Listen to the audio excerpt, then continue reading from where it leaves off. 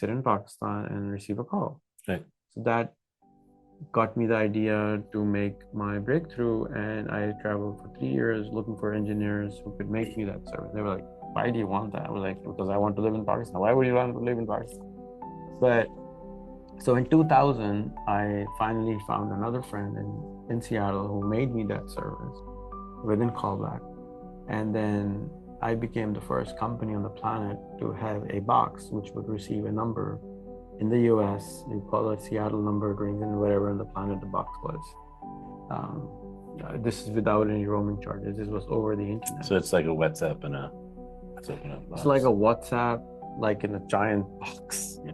Without the phone, because there was no smartphone back then. Right. It was all stupid. Instead, if you tried your methodology and did this, hello, let's smile. And then I think, imagine if you spent like even 10% of that on peace building. Mm-hmm. Hey, we will give you free Wi-Fi, or you can come to the enemy countries. 10 people can be given free tickets to North Korea. You can come and just hang out with us. And just like I'm saying, come to Pakistan, you'll be your guest. So no free tickets for that. No, you will not look at our, Israelis and Palestinians cannot even call each other. Indians and Pakistani cannot send mail to each other. I know. They cannot call that number. Thank God to WhatsApp, you can call not official. There's no dictionary for that. Wow. And everybody is using their own made-up word, and you're like confused. What is he trying to say? And then when you meet them, what are you trying to say? Oh, I was. Oh my God, what? Because they're all making up new words as they go, because they're like keyboard warriors, and it's a very weird country, I think, in that terms, not organized. I tried to organize this 20 years ago. I made up a dictionary online called Urdu. There's none. There might be organizations out there who are saying that, big adults who are saying that, but there's no poster child for homelessness. There's not one child saying, I don't like my dad driving around like crazy. I want to fix the parking problem in this country forever. Yep. Where is that child? So take out the problems of the world. It has to be for 10 million to 50 million people. And then work on it for 10 years and you'll solve it. So what we are teaching is the discipline. And I'll explain. The word discipline to me means doing the stuff you don't want to do. Well, this is Dr. Smiley Show, and I'm so excited to have a visit from an international speaker and leader, Rehan Allawala. Rehan, how are you doing? Fantastic. So you are in the Baltimore, D.C. area for a big event. Tell us about the event you're here for. It's an annual convention held by an organization called ICNA, and they have like 30,000 people show up. It's my third time. I think I was there in Chicago, then they had one in Houston. Now they're in Baltimore. A lot of people come. I heard they come for finding life partners and food and all kinds of good stuff is supposed to happen. I never really enjoyed it, but this time I have been in the US for a couple of months. Now I didn't get a lot of students, so I'm going to go back to my roots and get into the market which knows me, which is Pakistani, Indians, Urdu-speaking people. And they know me because I have over 10,000 videos on YouTube. That's a lot. That's a lot. You can see how free I am to do nothing else in the world except make videos. And so somebody told me like 3 days ago, this event is happening, you should come. I just packed my stuff and came without a booth. And then yesterday somebody called me and said he will be having a booth. I said, can I put my stuff there? He said, sure, come over. So we'll have a space there. They also offered me we can talk forever. Yeah, that'll be probably more a little further down. But aap kaise hai? I'm good, thank you. Very impressive. Shukriya. So this is 10 years we've been, I guess, back and forth on Facebook more than any other channel. Yeah. And you like to schedule. I don't like to schedule. So I don't know if I like to schedule. I think scheduling finally helps. Yeah. And at 3 a.m. in the morning, I just happen to have insomnia, which I do a lot. And I saw a WhatsApp that I'm in Baltimore. How close are we? And here we are roughly 16 hours later. Yeah. And And you were here, And and you were made time happen, and I'm glad that it worked out. And you're a really nice guy, it seems to me. I am a pretty nice guy, and I Yeah. care about making the world better. So I guess that's a good indication. I think so. I actually want to talk about that point before we talk about who you are. You called me through WhatsApp, or I should say text, and said, I'm in your area. And I don't know if you have this experience, but I do. This experience is, hey, I just flew 6 hours to your area. Can I see you? And they say, no, I'm too busy. And I just want to say, you are so important. I move things around because I really wanted to meet you. Could have said the first one if you wanted to. Now, being too busy means you're not prioritizing. Yeah, that's what I said. That's, yes, you right. prioritize, and that's why. Thank you for that. And thank you. You made it a priority to say I'm in town, and golly gee, you're in that area, maybe. So maybe we can get together. So this was not as organized as I would like it, because I'd like to have you at my house. I'd like to dine you and your family. And so I'll just say we've taken the next step. I'll take the offer for next week. That's the deal. I'm good with that. Sure, I'm good too. And my son would love to meet you. Sure. And you have your son here, and he evidently trained Michael Jackson. I mean, that's huge. Yeah, just by the name. Inspired by the name. So we have some new gear here, thanks to Michael and Rehan. Stuff I think you should be on the road with. I have my own gear, but I got to give a shout out. This is pretty impressive. We've done some sound checks, and it's better than what I've had before. So thank you. Welcome. Hang with big people like you, learn new ways of doing things better. Sure. So Rehan, life has always been very easy for you, and you've never had to really work a day in your life. So how did that all happen? Well, I didn't have to work, but I still get tired of not doing anything, like sleeping a lot and being on Facebook a lot. And it just happened. I didn't plan. I just was born, and I was told I'm born, and this is my name, and this is my citizenship. And what is your citizenship? I am Pakistani. Mm-hmm. And because of that, I have a lot of trouble, because you can't travel as easy as I would like to be. I don't like to plan at all. Mm-hmm. And I like to, I've been unplanned for like 10 years maybe now. I don't, my phone has been silent for 14 years. Wow. And except for my mom, phone doesn't ring.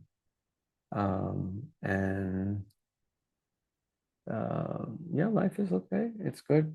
It's better than, I see a lot of people in a lot of pain. I live a simple life. That's my bag I've been traveling with for 4 months. Oh, by the way, thank you in advance for the gift I'll get on Tuesday. And let me. When you get me dinner. Yes. And by the way, what does it say, by the way? Well, by the way, I can't see it because it's in front of me. It says, my school is making me into the next Bill Gates, Steve Jobs, and Edison. Ask me how. By the way, we could have done this if I wore this. Yeah. And then it says, my school is training me to earn 100,000 rupees in a month. Ask me how. And that's around $500 a month. Yep. For 8th graders. That's amazing. I want to say that the rendition I want later is, it says Bill Gates and Dr. Smiley and Edison. I mean, if we can make that correction later. Once you join our school, why not? So these cards here, I pulled them. Do they make any sense? Does this? I cannot read Hindi. Okay, you cannot read Hindi. I just want to ask you, can you read Arabic or anything? Is that Arabic? I can, but I don't understand. Okay, well, so this is obviously the key smelling card that you will be holding if you wish. Oh, sure. For the photo later. Oh. And then this is the Arabic version, which we were just in Qatar. This is the. We can put one in Urdu. Oh, that's Urdu. Oh, yep. Yeah. Oh, so you have Urdu, right? Okay. So we haven't. Hindi and Urdu are the same language written in a different script. Isn't that amazing? I know, it's crazy. Because you can say ek, do, teen, char, and then it's exactly the same language. Right. There's no difference. 130 years ago, it was called the same language. What was the language called? Rikhta. Rikhta. And then 70, 80, 90 years ago, some bozo decided to make it different text so the other guys cannot read each other. They wanted to create a silo instead of bringing people together. Whatever, I don't know if it was bozo or not. Maybe he was a very smart guy, next Edison or like Einstein maybe. But the first dictionary of Urdu language was written by a white guy. What does that tell you about the language? So he wasn't Wacky. even, no, I mean, he was occupier at that time. He Yeah. was the British guy who wrote the first dictionary. And And what was the original language called? Rechta. I think it should have been called Rehan Maybe I wasn't there, so in future. in future. Okay. I think English has taken over the world, and the Vikings have finally won because they brought it from the Viking land to the UK, and then it became the global language. And now people don't see that it's the biggest language because more people speak other languages. But the challenge is, if you want to speak among each other as human beings, you need to know English. That's the global language, and I'm thankful to ChatGPT that it allows everybody to talk to anybody in any language almost now. It learns languages over. Well, French was the universal language for a while. Good for them. Good for them. It's no longer, I don't know. Do you know what I think one of my theories of why English is the universal language is because there were too many plane crashes and they had to decide on a language all pilots could speak so they could communicate with their That's a very later stage. I think Is it? that it is because the English occupied most of the world. Yeah. And then they had English, and then the internet came in, and because of the internet, people started to connect with each other. It is the language, national language of the internet is English, I guess. Otherwise, Pakistan has 330 languages. It's a Yeah. headache. India has 1,100 languages. Yeah, 1,100. I couldn't believe it. Yeah, That's a lot. I was going to study this whole weekend, but I don't think it's very hard. Even ek do teen char, you wouldn't be able to say in all the languages. Even hello in all the languages would be kind of hard. How many do you speak? I just know Urdu and a little bit of English. Mhm. And I can say hello and thank you and can I get my check? And like maybe 10, 11. Those are important languages. Important Phrases. words, yes. The food keeps us alive. So. Yeah, you're right. Like I can't speak Russian worth a crap, but I know how to say "очень вкусно," which is вкусно. Yeah. No, вкусно. Вкусно. Actually, I thought it was "вкусно." "Очень вкусно." Вкусно. Вкусно means tasty. Yeah, it's very delicious. Очень means very. So Yes, very delicious. I learned Russian for like 4 or 5 months, and I spent a lot of time there. It's funny. You're the first person to correct me, so now I really feel. I don't. When somebody Russian asked me, "Why do you speak Russian?" I said, "My babushka was Russian. Babushka is like grandmother." Yeah. Babushkas are so good. Yeah. She actually taught me that. I was staying with this lady when I was 21, and because of her, I started to speak because she wouldn't speak any other language. So I had to like, can I get my food? So, so she had to ask her. She was very accommodating. It was Ramadan. She was waking up 3 o'clock in the morning, bringing food for me. Very good person. Well, there's some people on this this channel that may not know who Rehan is, how you became who you are. So you were born in Pakistan? Yes. Okay. And what happened in your childhood that caused you to get motivated to be who you are today? I don't know. I wasn't there. I was probably, I don't remember, but I have some ideas. I don't remember how old I was, but my mom just mentioned me once that you can be Edison if you wanted to be.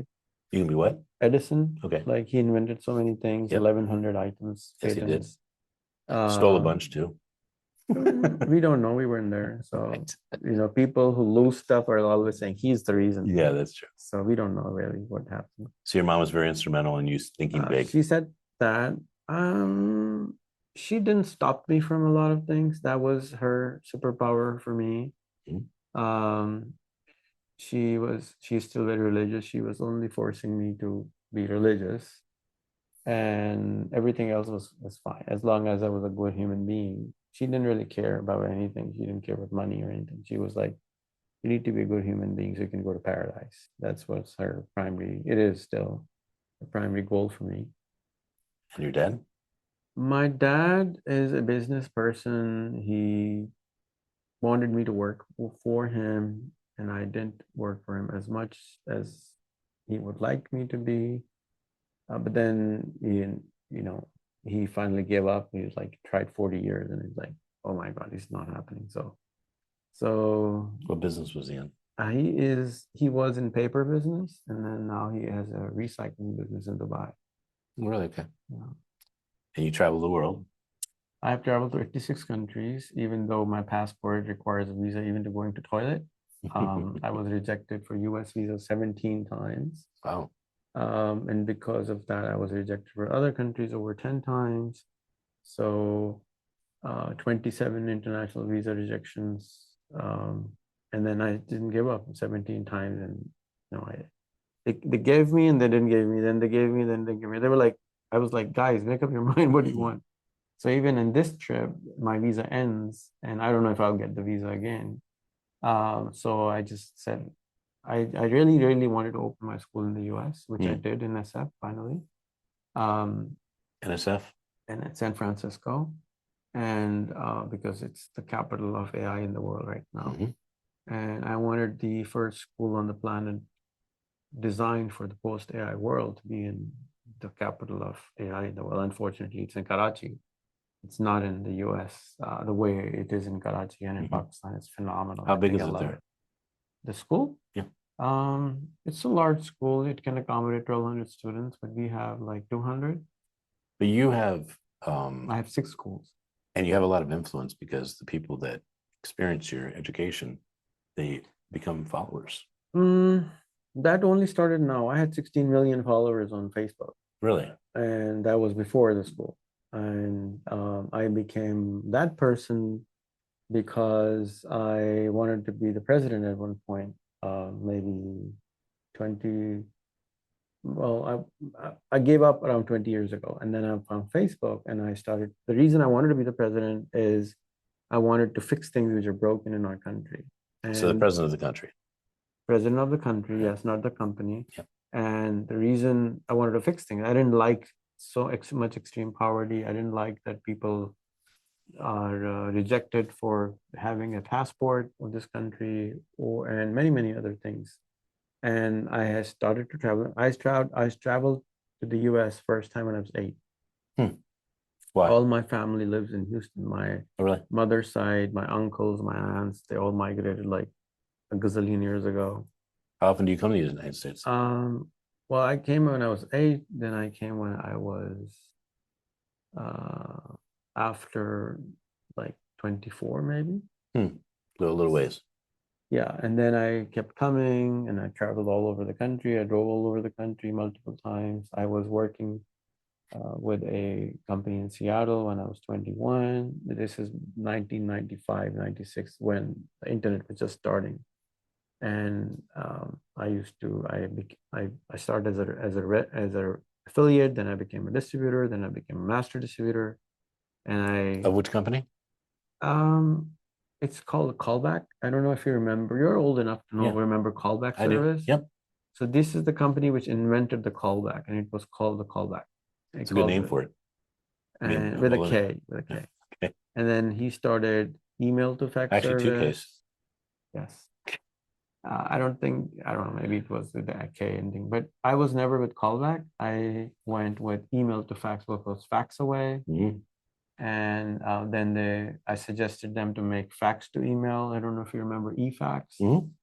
So eFax influenced me to say, there can be a fax service. Why can't there be a phone service which I can sit in Pakistan and receive a call? Right. So that got me the idea to make my breakthrough. And I traveled for 3 years looking for engineers who could make me that service. They were like, why do you want that? I was like, because I want to live in Pakistan. Why would you want to live in Pakistan?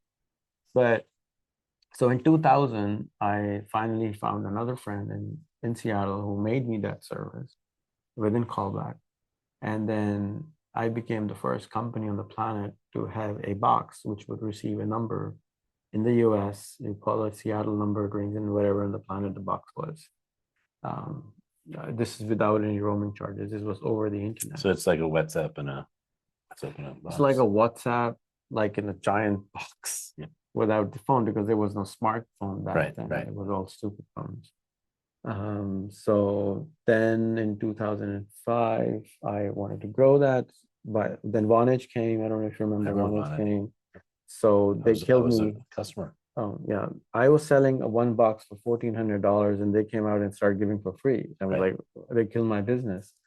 They got the VC money, and they did that. And then because of Vonage, I went back. Well, 9/11 happened, and then my friend whose company I was working for, he said, well, you're Muslim, you we need to cancel your H1 visa now. So I went back to Pakistan. Thank you. Yeah, because they were Jewish. So they were he was a good friend. I don't think I don't know, maybe he could have stuck with me, but he did what he think was right for his company and his family. Well, fear can play. 9/11 was very fearful. Right now it's nothing but ice and everything. That then was really horrible. People don't remember. It's like 20 something years ago. But so I went back, and then they wouldn't give me visa again, but I still had my company, and I grew it in 85 countries online without coming to the US. And so you grew it to 85, but you've been in 36 countries. I've been to 86 countries. 86? And I grew the service online by being on the internet. Understood. So what are some of the countries you didn't go to that your service in? Oh, Somalia, Rwanda, Egypt. Yeah, sounds like some African. Fiji. Okay, Fiji. Yeah. Okay. You said you had back then Czech Republic, Slovakia, Austria. I mean, I didn't get visas to anywhere, but we started. But you went to 86 countries. Eventually, yes. Eventually. Mm-hmm. That's a lot. It's a lot. 14 to go. No, there's 197. No, 14 to go to get to 100. Oh, yeah. But there's 206. If you made 36 more, then definitely. Well, according to Google, there's Kenistan probably.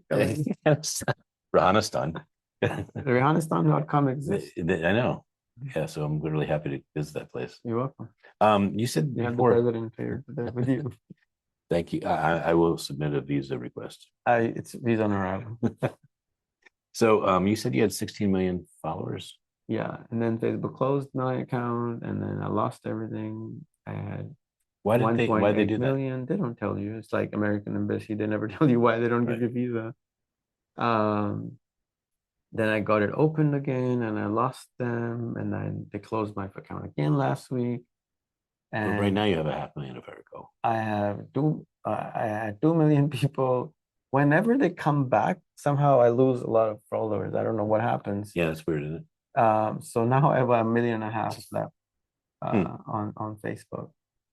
Yeah, 1.5 million left. Like they're not there anymore. No, they are. Oh, they are there. So out of 16 million, 14.5 million are gone. Okay.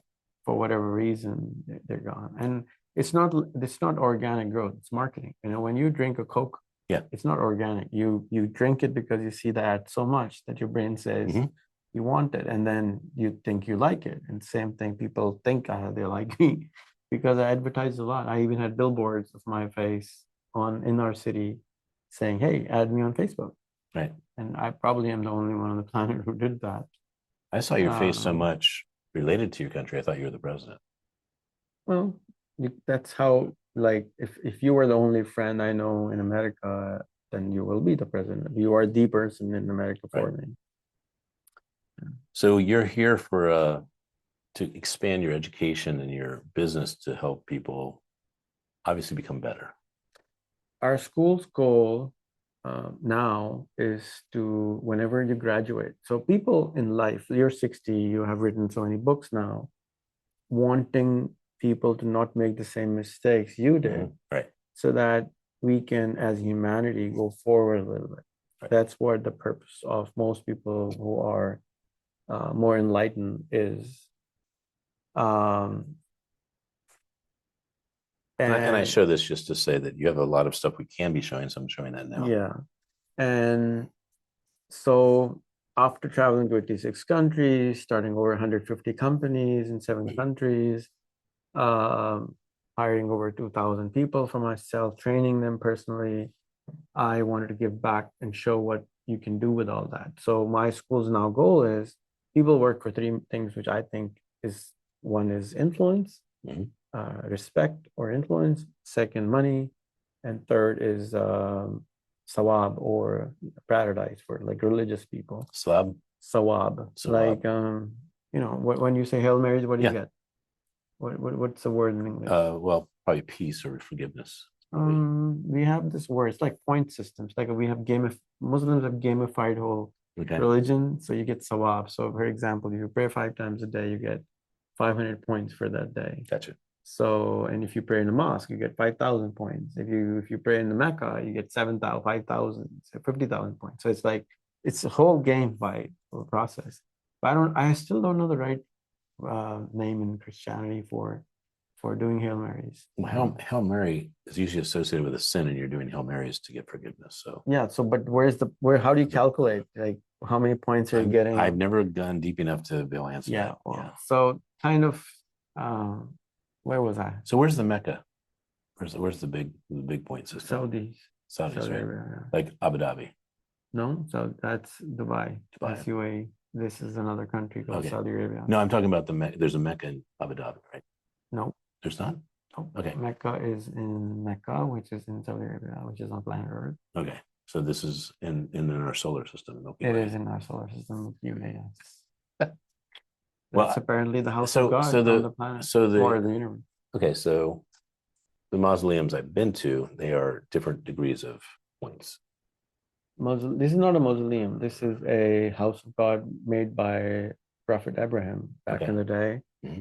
And then it was rebuilt by many. And then eventually Prophet Muhammad was born there, peace be upon him. And then he declared that this is the center of Islam. So I've been to 104 countries, and I have not had the pleasure to be to Lebanon or Saudi Arabia or some other really amazing places, including Pakistan. Lebanon is almost gone, and Saudi, you should go. Pakistan, you're welcome. You'll be our guest. I would love to be your guest. I heard this is not the best time to be a guest. Pakistan? Yeah. That's fine. No conflict with India? It's forward. It's like two guys, like showing off, or like two chickens fighting. Yeah. They have to show it, because if they don't do it, then the budget is so high of army that both sides need to like keep the budget. Imagine you're going to the airport and there is no security. Right.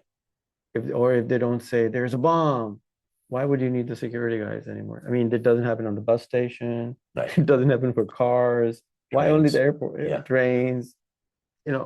But somebody made up a really nice story, and now the other day, you were waiting for 20 minutes for we had so much security on 2 boxes of milk, dried milk for 2 kids. And they were and there was this kid in the mother's hand, and they were opening up with the stings and tongs and trying to find something in the box of milk. No luck. Yeah, well, they found milk. Yeah, they found milk. But the arms industry or the whole world works on fear. If you know how much is the budget for the planet Earth for 1 year of arms? Trillions, I don't know. $2.5 trillion now. $2.5 trillion. So it's $2,500, $2,500 billion. Want to make a guess how much we spent in the last 80 years on arms? Almost the same. Nope, that's 50 times that money, which is $100 trillion. Wow. In the last 80 years, in saying your idea of a country is better than my idea of a country, and my nose is longer than yours, and we're going to keep it unless if you try to do something, we're going to bomb you or the hell out of you. All fear. It's all fear. So instead, if you tried your methodology and did this, hello, let's smile, and then I think imagine if you spent even 10% of that on peace building. Mm-hmm. Hey, we will give you free Wi-Fi, or you can come to the enemy countries. 10 people can be given free tickets to North Korea. You can come and just hang out with us. And just like I'm saying, come to Pakistan, you'll be your guest. So no free tickets for that. No, you will not look at our, Israelis and Palestinians cannot even call each other. Indians and Pakistanis cannot send mail to each other. I know. They cannot call that number. Thank God to WhatsApp, you can call now, or Zoom. And that's what I keep telling to these world leaders. I'm writing this book on War 3.0, post-internet, just like the school is designed for post-internet era. Mm-hmm. I want to redesign the war system for the post-AI era. For example, if you want to bomb a country, you need to go on Zoom, and you need to click the go live button, and let the whole country watch you guys fight like human beings. Right. First through words, before you say, okay, I'm going to hit the red button and bomb you. Why can't you just talk? Nobody can bomb on Zoom, guys. You know, the reason you were going to war is the other guy's not listening. Yeah, I And mean, you now, could bomb on Zoom if you had Space Invaders or some kind of game. yeah, I don't You could do know. that. Maybe build a game inside it. I mean, why are you killing human So beings? I would like to make a tangent. What's that? A tangent is going deeper into this conversation. Sure. Something very important that I've seen. So in going to 104 countries, the biggest thing I've learned is all humans are the same. Exactly. And They're all crazy. And every one of them say the same thing. My government is crazy. Yep. And so they make us he did that wrong. I don't know anything. Yeah, the government is making us believe that you guys are bad, but I can see you're good. And we say something to the effect of our government's saying the same thing. Yeah. And when it comes right down to it, all humans want family. They want to be happy. They want to feel safe. And you can go into any country, and if you experience any version of these cards, yeah, you will cause that welcoming. Yeah.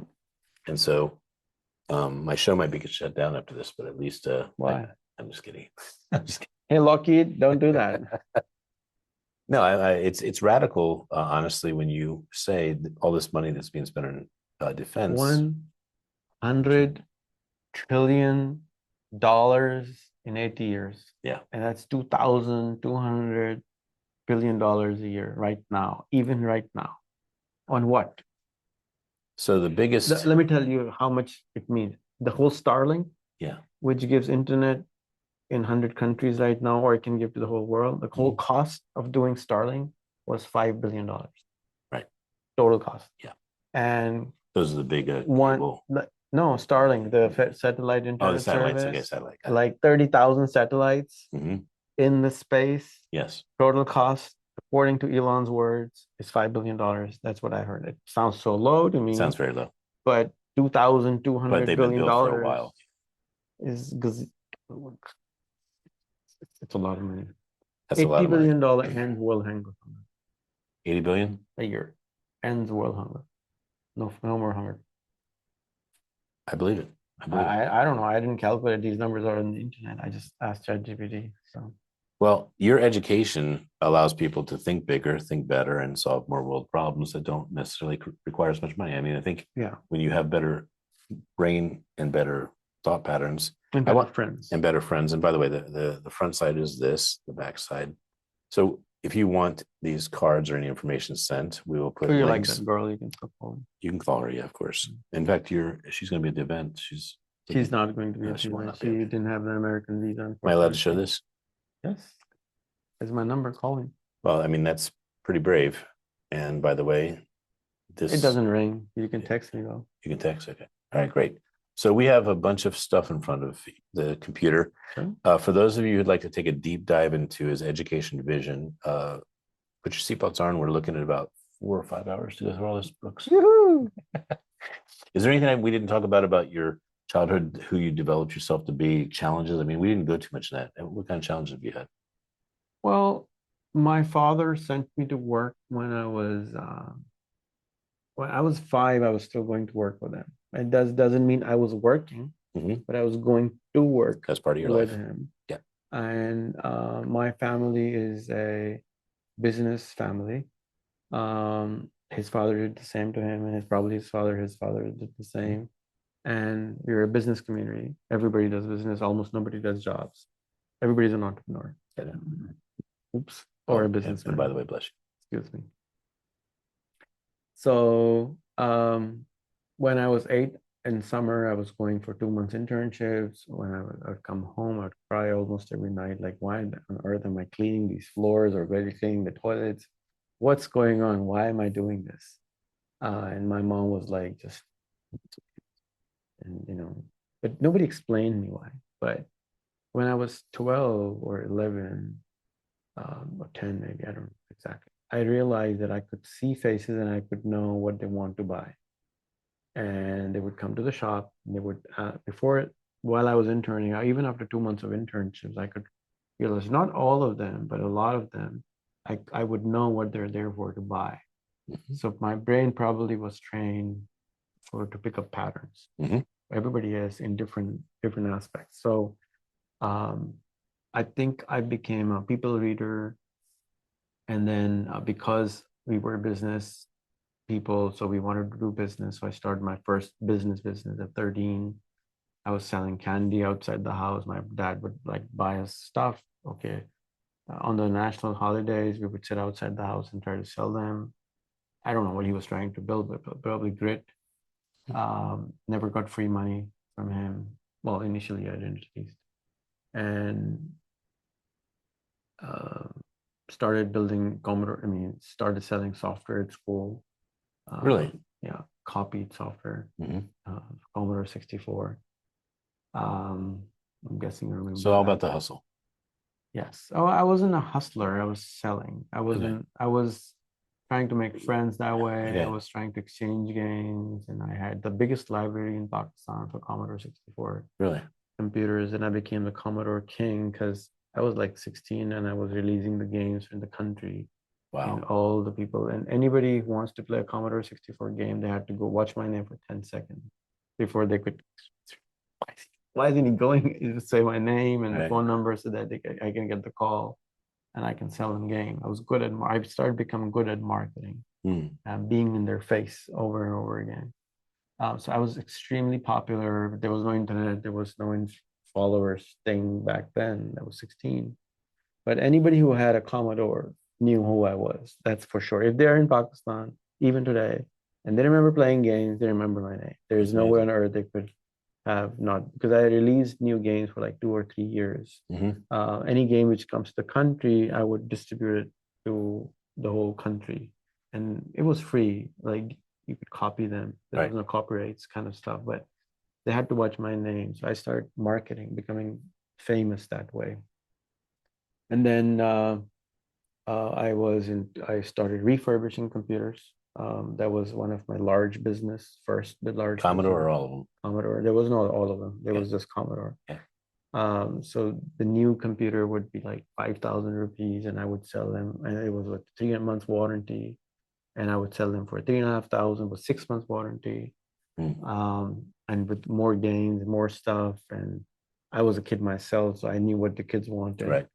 and I started competing with this big boy who was just distributor for the computers, and I was like all of a sudden going to shops and putting computers and I was sold a company when I was in 10th grade by a guy,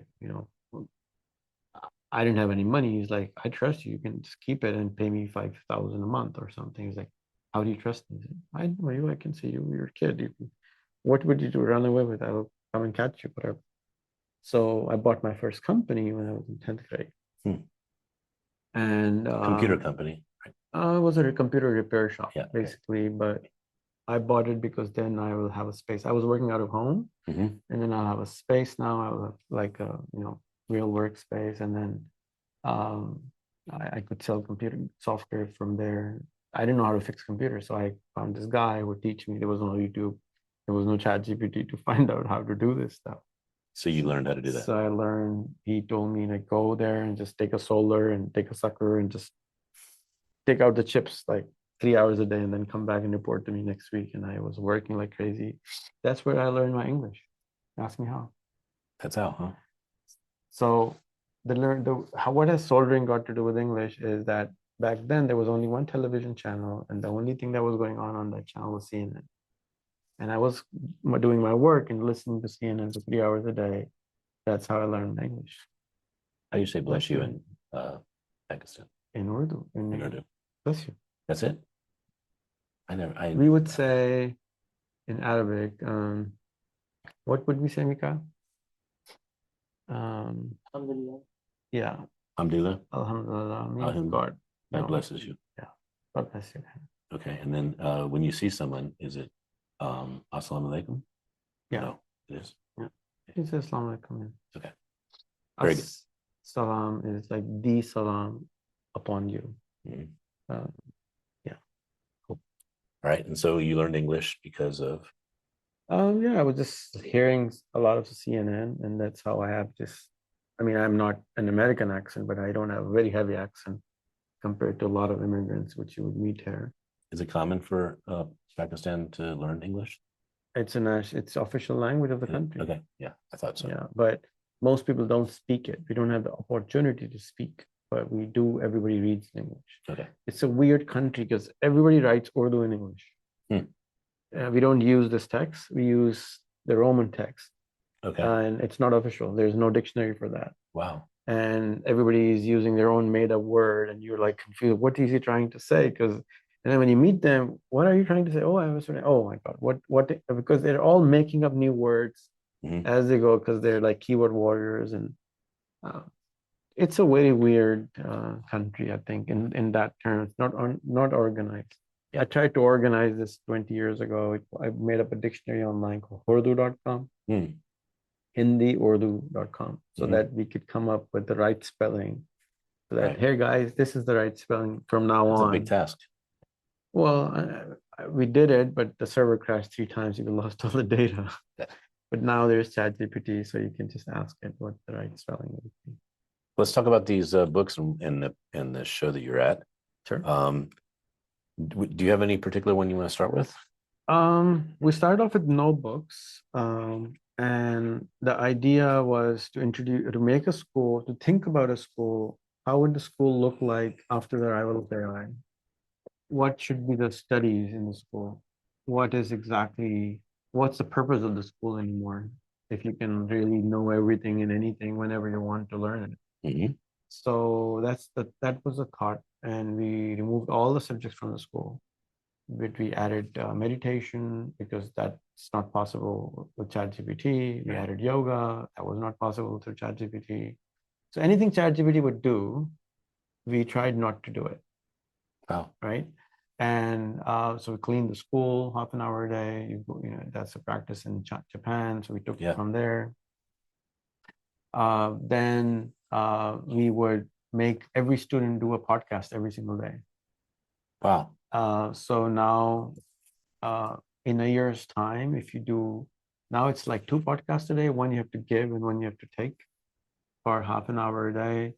So in a year's time you spend with us, you become an extremely good speaker, extremely good listener, good with technology, good with Zoom, good with microphones. Almost all kids of ours have these mics. So what does faceless video mean? It's a documentary without a face, which every day a kid has to make about a subject. So in the military, they use very similar, I guess, from my memory, what you're going to learn and how to rate how you learned it, your proficiency or mastery of it. Look at this, how to make an Instagram account. So no matter what page I'm turning to, it's very valuable. Awesome. This is you when you were younger, I'm guessing? Yeah, the AI version. There's the older version. Yeah, the real version. And you're joining the fun. Yeah. Okay, well, let's see what we have in here. This is a continuation of really the mastery of the task. This is the coding series, which we have. You start by making your own calculator, your own tic-tac-toe, your own Pac-Man. But then you get to the next book, and guess what? You make your own ChatGPT, and you're a 5th grader. Yeah. You make your own Facebook, you will make your own LinkedIn. And so you're selling these books at the event? No, we're taking... you're taking new students enrollment. You're enrolling. All our books are free on the internet. Yeah. You can download all of our books from rehan.school/books. And I don't have a copyright on them. I mean, I gave it away, so you can just take them. The song? Yeah. No, you can make a song. Every kid makes one song every day about one city. That's how you learn geography. Yeah.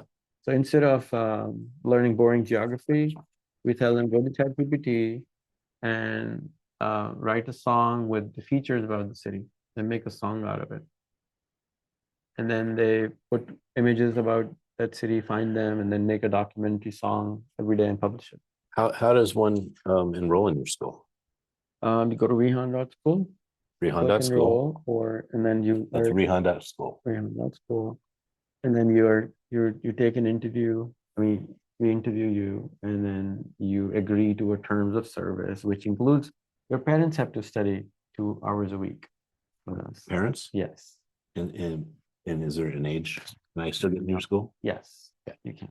And if you enroll your child, the parents and the mom and the dad and the grandparents are part of the school, because we don't we don't smack anyone. The pressure we build is through grandparents and parents, and Well, to get things done. you're doing completely what I believe in. If you grab the book underneath that book, My first time. this one right here, you're doing exactly what I believe in. I'm giving 4 of my favorite books to Rehan, and this book is about bringing together conversations. And when you teach all the generations, the conversations become one, and no one feels left out, and you understand each other. So, and you do this with all the countries. Yes, and then all of a sudden, I love it. I love you're it. not the enemy anymore. So my intention of opening a school here is because each of the student who graduates from a high school needs to earn $1 million. Otherwise, we won't let you graduate. You need to be in the Guinness Book of World Record, or we don't let you graduate. You stay in the school till you make it happen. And the third is you need to impact 1 million people positively before you leave the school. So the first question I would obviously have is how many people graduate? It's a 2 years old school. Okay. So none of them have graduated. These are, and I think we will be able to do this in the next 5 to 10 years. We don't know exactly when it will happen because we're doing this for the first time. We don't really know exactly. Do you know which one I think is the hardest? Which one? The Guinness. It's the easiest. Isn't that funny? It's the easiest one. And if you know how, then it's the easiest one. Yeah, Tim Ferriss certainly proved. Is it? Tim Ferriss. Is he in there? He's in there, yeah, several times. Yeah, he looked at it and he said, "This is dumb. If I do this particular rule, I'll win." And he won. Yeah, it's basically the easiest one. Yeah. So so the way you make $1 million is you solve a problem for the world, you make a service, and then you sell it. And the easiest way to get acquired is Silicon Valley. That's why I wanted to be there. Number one reason. Number one reason is I want my students to break the mindset of nationalism. So I wanted them to have an interaction with a kid who are in America, fix their English, have a motivation to learn English, and then become friends and then co-found a company with them when the time comes for them. That's how I did my first company here. Are they allowed to think outside the box and make $1 million as a partner and they make it, or they do a Guinness World Book of Records as partner? We haven't thought of it. We're not close. We're not thinking too much about anything. We're just doing it. It's a collaborative model. That's why I ask. Everything is collaboration. Each student gets to have 2 co-founders in order to start a company. Oh, great. Okay. Three people make one company. So we have this Wala Wali concept, which is like a Smith. So for example, you're Mr. Smiley, right? So if somebody Googles you, Mr. Smiley, you come in. But in Pakistan, every second person is Muhammad or Khan. It's impossible to find them. So in 6th grade, you need to choose a Wala Wali. We have 120 problems, 120 last names you need to pick up. And that's all you learn for the next 7 years. So for example, you want to solve the water problem of the world. That's all you learn. You watch one TED Talk every single day about water. You make the video about water again, explaining what you learn. And you reach out to the person who gave the TED Talk and do a podcast with them. So you become their friends. So you do this 200 times a year. And let me just...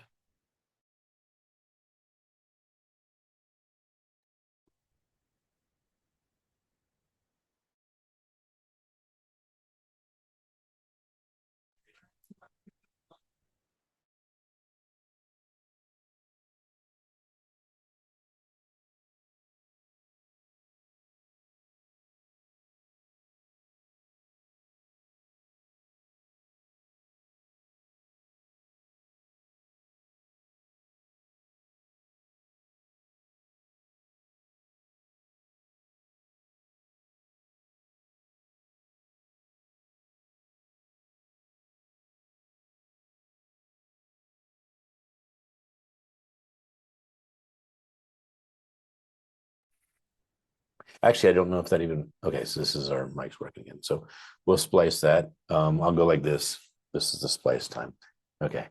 So we were talking about collaboration, and we were talking about the 3 modes, and it's a 2-year school. Okay, so You're at the event in Baltimore, Mhm. and it's a convention center. Mhm. 30,000 people. Apparently, it's a convention center. They better show up. Yeah, I'm going to show up. Welcome. So my son is he's 11, and he'll benefit from being there. I have no idea. This is your first time too, right? Yeah. Okay, so we'll stop by.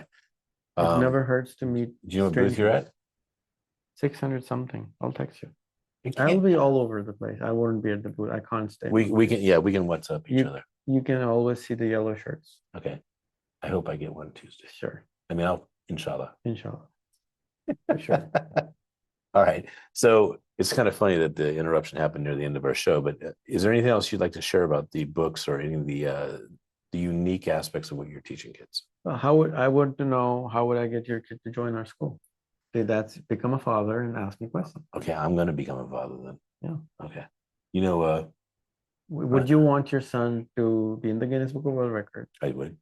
Would you want your son to impact 1 million people positively before he graduates high school? All those are yeses. What I would want more than that is for him to want that. Yeah, but that first, unfortunately, he didn't choose to be born. Unfortunately, he didn't choose what his name would be. Lots of things are unfortunate when you're born. He can choose to what he wants to be after he has $1 million. Yeah. After I can tell you that first just like in our country, in your country, you don't allow people not to go to school. You don't have a choice not to go to school. So certain things should not be a choice. So for just like the industrial age required us to be in the school, and the state forces you to be in a school. Germany, you get arrested if you don't do that, but maybe here too. But they can't do homeschooling in Germany. You get jailed. So why is that? If as a child, I don't want to go to school, you don't have a choice. So certain things you don't have a choice in life. I didn't know that actually about Germany. So now the reason I choose 120 problems are water, electricity, gas, road. These are the basic fundamentals which the third world countries have not fixed yet. Right. And nobody there is saying, I will fix that. So I'm creating that force, which is saying, I will fix that. And once you start saying something and start believing something, magic starts to happen. Agreed, 100%. So that's why we're creating these students. For example, homelessness in Baltimore, homelessness in San Francisco, homelessness in New York. I don't know a child who is the Greta Thunberg of Malala saying, I will fix homelessness. There's none. There might be organizations out there who are saying that, big adults who are saying that, but there's no poster child for homelessness. There's not one child saying, I don't like my dad driving around like crazy. I want to fix the parking problem in this country forever. Where is that child? So take out the problems of the world. It has to be for 10 million to 50 million people, and then work on it for 10 years and you'll solve it. So what we are teaching is the discipline. And I'll explain. The word discipline to me means doing the stuff you don't want to do, not what you want to do. So we're making them do 6 hours a day, discipline, learning, which will create a financial impact for them, a prestige impact for them, and sawab, like the heaven for them, because they're impacting people. And it feels good to help people. So this is what we're designing. It's like going to Mars. We don't know how to go, but we're creating the tools in order to get there. So if you ask me when, I think the timeline is 10 years from now or 8 years from now, we will have the first millionaire. Even it could be even five years, because one of the kids just invented something yesterday for us, which could make him a millionaire. So we don't know. Money is something which I have found that it just comes. You just have to work on your work rather than thinking about money all the time. Great. So I would love to enroll students from this part of the world, or every part of the world, to be honest. So what's your ideal location in the US right now? My ideal location is San Francisco or Bay Area, because I think more crazy people are there in general, but it's not true. They're everywhere. But more acceptable, I think, is in Bay Area for this kind of stuff, because it's a startup, it's an entrepreneurial school. So I would love your questions as a father. And I think if you were 20 and you graduated your high school and you already helped 1 million people, you already had $1 million, you already did your world tour, you already are in the Guinness Book of World Records. Now there's nowhere on earth you will suffer for money, you will suffer for pride, because you have already tasted that you can do this. And there's nobody would say, hey, do a $10 an hour job. You can do it for fun, but not for a need part of it. Exactly. And you unleash that real brain of human, which is unstoppable. And then you can only do 10 million people or $10 million, $100 million. You're becoming the next Steve Jobs, Bill Gates by design, not by accident. I understand. So my goal here is to find a way, sorry to brag about it, is to find a way, just like you know how to make a dentist, you know how to make a doctor, you know how to make an engineer, but we don't know how to make a president. We have two 80-year-old human beings fighting for a space which should be run by a 40-year-old or 35-year-old person right now in this country. Because the world we live in is an AI-driven or a technology-driven world being run by people who are not qualified, in my opinion, to run or make decisions related to IT because they don't love it. They don't understand these technologies. Right. That's why thus we made the Golden Club, a school for 50-plus-year-old human beings, because every fifth person in this country is over 65. It's crazy. And they don't like self-driving cars. They don't like technology. Technologically, humans are living in 2050, but psychologically, we're living in like 2000 or 1985. Yeah. Or, they're like so happy with 1985, the book. Like, guys, it's already, 50 years ahead. Technology is so smart. But it's compounding. And it's compounding, and they won't be able to keep up. Right. If they don't start using it. So, yeah.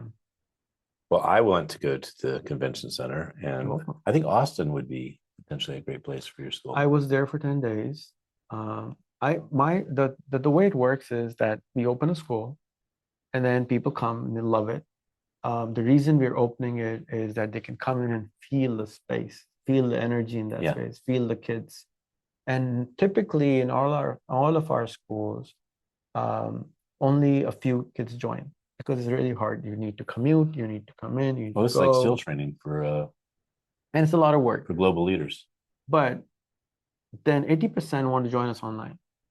They're like, this is too far for me. Right. So by opening a space, most people still join us online, and they are not joining online because we don't have a physical presence. It's like a egg and the chicken scenario. Yeah. They don't want to come to a commute. They don't want, like in San Francisco where our school is, you go downstairs, there's a, what's that guy the giant guy outside the clubs? What do you call them? Bouncer.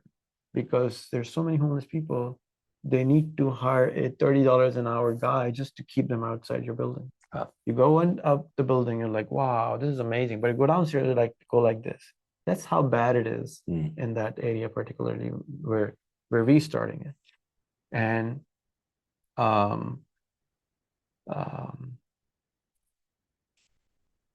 forgot my but most people will not come in because they live an hour away drive, and the mother will say, can we do it like online? And I think we will get more online, but I needed to open one in order for them to trust me, saying, okay, he's legit. That's the challenge with human. We don't trust each other. And that's why we need to open a physical space. Well, when you're coming up with something radical, which even though it's logical, I understand the logic of it. But you are doing something that it logically would make sense that you would create a global problem solver, because they are so focused. They're doing their Malcolm Gladwell 10,000 hours of focusing on problem solving. Exactly. I love it. Thank you for getting all this. I'm so happy. Yeah. Well, you're one of the people who finally understood, gets it. Somebody. So you're like, you made the book. Right. But we are taking the action, and nothing without an action is nothing worth. Result. Yeah. Exactly.